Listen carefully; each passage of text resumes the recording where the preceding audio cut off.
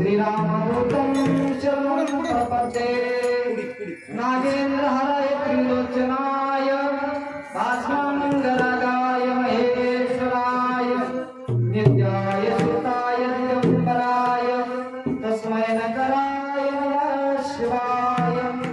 नमो ज्ञानेश्वरा नमो ज्ञानेश्वरा निवृत्ति उदारा सोपान देवा मुक्तावायी नमो त्रिभुवन पावने अदत्रय जननी देवाची मस्तक हे पायावरी या दारेकरी संताच्या प्रतिवर्षी पंढरपुरा जाती महाद्वारा हरिभेटी विठाला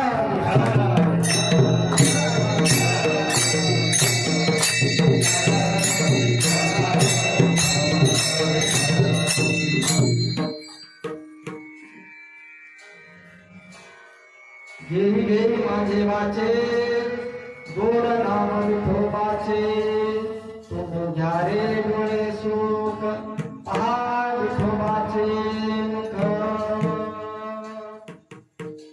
प्राप्त प्रसंग कीर्तन सेवेसाठी सादर केलेला भंग महाराष्ट्र भूषण वैराग्य मूर्ती सदैव वैकुंठाला गेलेले संत जगद्गुरु तुकाराम महाराज यांच्या पंचवेद गाथ्यातील 5 चरणाचा माणसाच्या इंद्रियांना उपदेश करणारा भंग विठाला।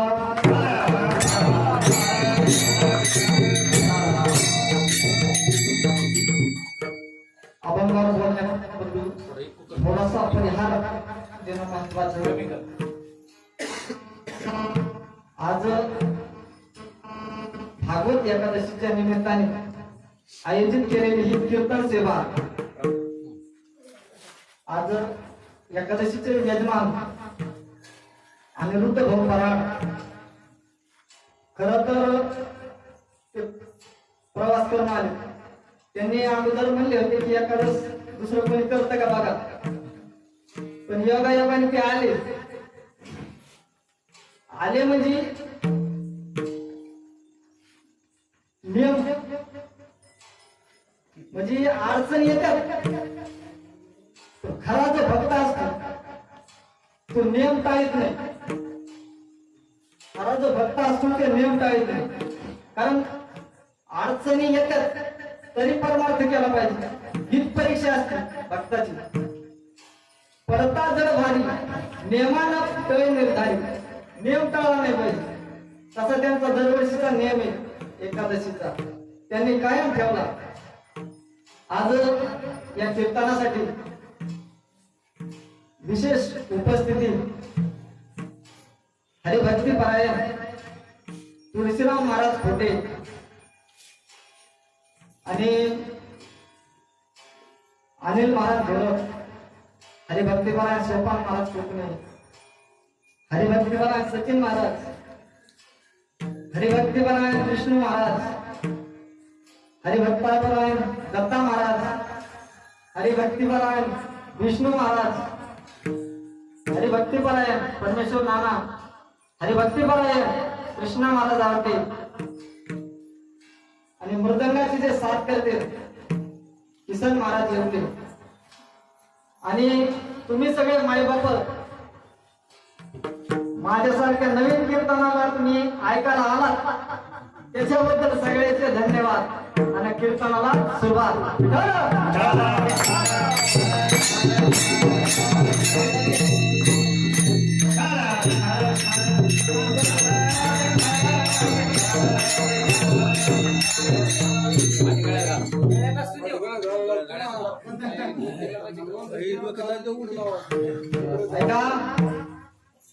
अभंग जगद्गुरु तुकाराम महाराजांचा आहे, त्यांच्या गाथ्यातील 5 चरणाचा आहे।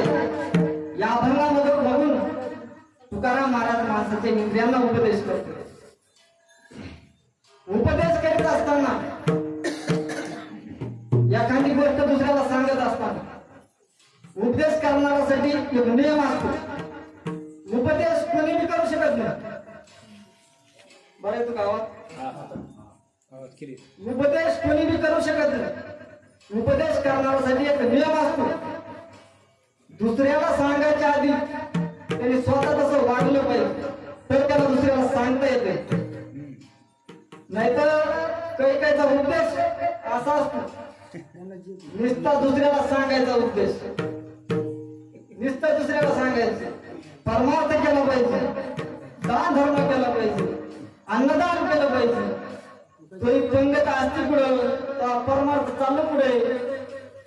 जे परमार्थ करतात त्यांनी सांगितलं ठीक आहे, जे कधीच काही अन्नदान करीत नाही त्यांनी कशाला सांगायचं अन्नदानाचं? अधिकार नाही ना. तुम्हाला उदाहरण देऊन सांगतो, उदाहरण येत आपल्याला सांगतो तुम्हासी भजारे विठ्ठला, सांगतो तुम्हासी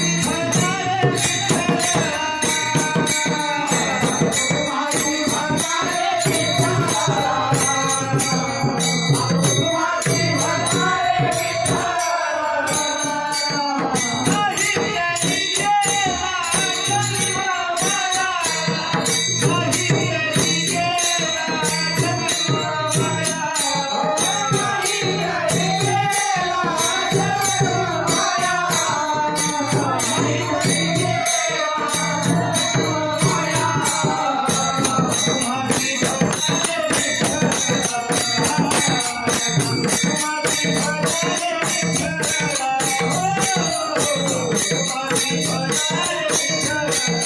सांगतो तुम्हासी भजारे विठ्ठला.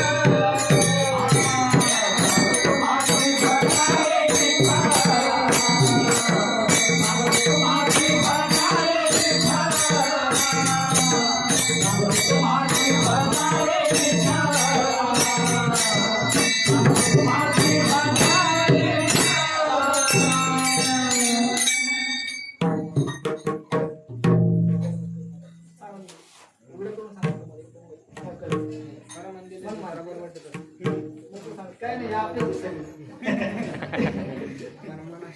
आपण सगळे सारखे. कीर्तनाचं काय माहितीये का? येत लक्षात तुला पाहिजे. आपण बघायसाठी राहिलो देवासाठी, ते बसते त्यासाठी देवासाठी. मग आपण इथं आलेले सगळे येतात ते मनामध्ये तुला पाहिजे तर बोलता येत असत. द्यायचं आणि त्याचं काय कारण नसतं. कीर्तन म्हणजे कंबर बांधायचं म्हणजे कशासाठी? यासाठी का? यायचं काय काम नाही. मोकळं म्हणा, मोकळं करून सांगतो मन म्हणा. देवासाठी आपण उभा राहिलो, देवासाठी हे बसले. मग आपण कोण आहेत? सारखे कसे? ते माझे सोयरे सज्जन सांगायची पाय आठवून ती विठोबाची. आपण सगळे येते. त्याच्यामुळे घ्यायचं आणि लाजायचं काय सांगू नाही. काय सांगू उदाहरण देतो. त्याला तुझा एखादा माहिती ध्यान तू गेलं का? विचारून उदाहरण देऊन सांगतो. कशावर माहितीये का? बोलणारा तसा वागला पाहिजे या गोष्टी मी तुम्हाला उदाहरण सांगतो. शाळेमध्ये सर कविता शिकत होते, आई नावाची कविता. बघा शाळा तसलं ध्यानात आहे. शाळेमध्ये सर कविता शिकत होते, आई नावाची कविता. त्या सर एकदम भारी कविता शिकली. ते सर इतके भारी बोलले आईवर, काय सांगा तुम्हाला, इतके भारी बोलले. वर्गातले पोरं होते का ते कविता ऐकून भाऊक झाले, रडायला लागले पोरं सगळे. कारण ते सर बोलला तितकं भारी. मागच्या बेंचवर पोरग घातलेलं, ते पोरग ते हसायला लागले. मग सरला राग आला. सर त्या पोराला उभा केलं. ते म्हणजे उभा आहे, मी इतका ताणून सांगत नाही तुला हसायला झालं काय?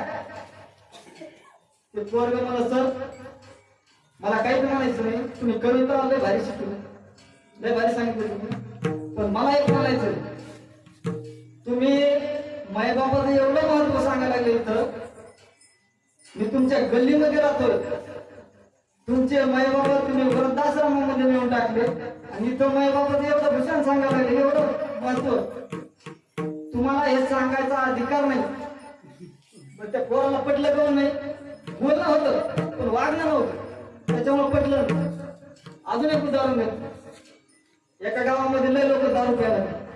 आपल्या गावात नाही बरं का, तुम्ही म्हणता लगेच इथले तुम्ही म्हणता इथलं इथं जेवढं सांगायला लागलं आपल्या गावात नाही. एका गावामध्ये लोक लय दारू प्यायला लागले. दारू प्यायला लागले म्हणून गावातले 4-2 शहाणे एकत्र आले. 4-2 शहाणे एकत्र आले. ते म्हणले आता हे लयच व्हायला चालले, आपण यांच्यासाठी काहीतरी केलं पाहिजे. ते म्हणले आता काय करू, दारू बंदीवर बोलणारा एक व्याख्याता होता, त्यांनी बोली लागली.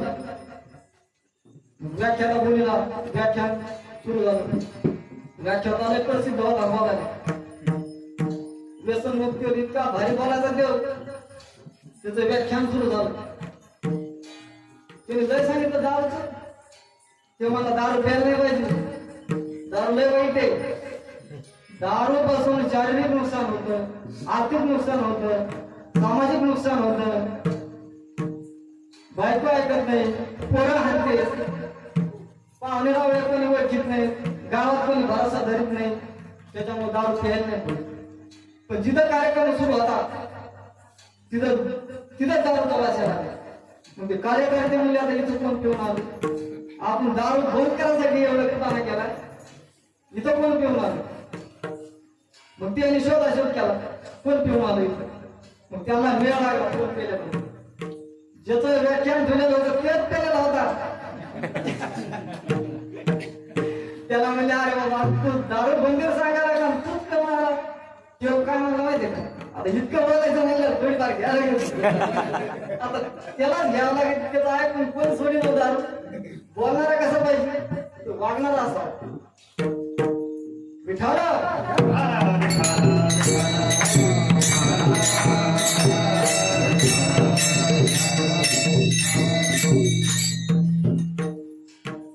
उपदेश प्रकरणामध्ये काही अभंगामध्ये समाजाला उपदेश केला. तुकाराम महाराजांनी काही अभंगामध्ये समाजाला उपदेश केलेला. समाजाला काय उपदेश केला, ऐक रे जना तुझ्या सोहिताच्या खुणा, पंढरीचा राणा मना माझी स्मरावा. ऐक रे जना, मोबाईल पाहणारे जमा आहेत, घरी झोपलेले जना आहेत, टीव्ही पाहणारे जना आहेत, गप्पा हाणणारे जना तू ऐक. हिताच्या खुणा सांगितलं लोकांना सांगायला लागले समाजाला तुकाराम महाराज. देव घ्या कोणी, देव घ्या कोणी, ऐका आला घर पुसोनी.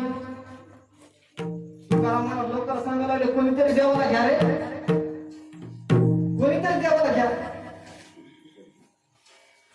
लोक म्हणले तुकाराम महाराज तुम्ही म्हणता देव घ्या देव घ्या, तुम्हाला देव कोणी मागितला का, देवातून काही गुंतलंय का, देवाची काही गरज आहे का,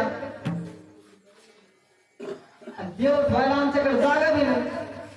लोक म्हणले तुकाराम महाराज तुमचा देव आम्हाला नाही पाहिजे. लोक म्हणले देवन लगे साठविनेचे रुंदले जागे. लोक म्हणले तुमचा देव आम्हाला नाही पाहिजे. लोक म्हणले तुकाराम महाराज तुम्हाला लागले देवाचं येड, आणि लोकांना लागले पैशाचं येड. लोकांना पैशाचं येड लागलं. लोकांना देवाचं काही घेणं देणं. लोकांना बाबा पाहिजे पैसा, खायला प्यायला मजा पैसा हे पाहिजे लोकांना. लोक म्हणले देव नाही पाहिजे. लोक पैशाचे येडे आहेत. जन्मापासून सारे मानस, जन्मापासून